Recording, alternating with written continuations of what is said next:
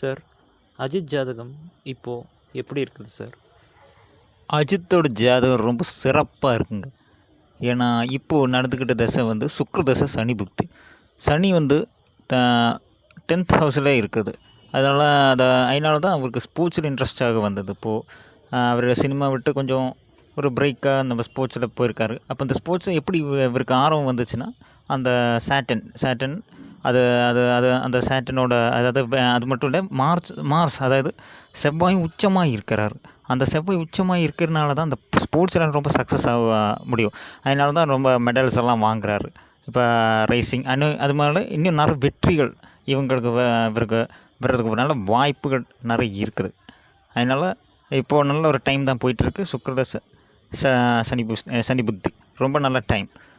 அது மாதிரி இந்த ரேசிங்கெல்லாம் இன்ட்ரெஸ்ட் வந்து அது மட்டும் இல்லை, இந்த இவரோட ஹொரோஸ்கோப்பில் ஒரு ரொம்ப ஒரு வித்தியஸ்தமான என்னன்னா 3 கிரகம் உச்சமாக இருக்குது. ஒன்று சூரியன், அதுபோல் செவ்வாய், அதுபோல் சுக்கிரன்னா கலைத்துறை. அதனால தான் இந்த சினிமா ஃபீல்டில் டாப்பாக வந்தார்.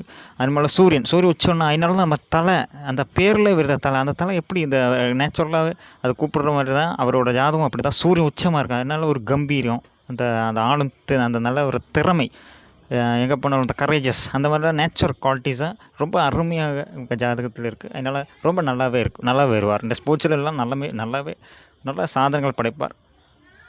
நம்ம பாரதத்துக்கே ஒரு பெருமை சேர்ப்பார். அவ்வளோதான்.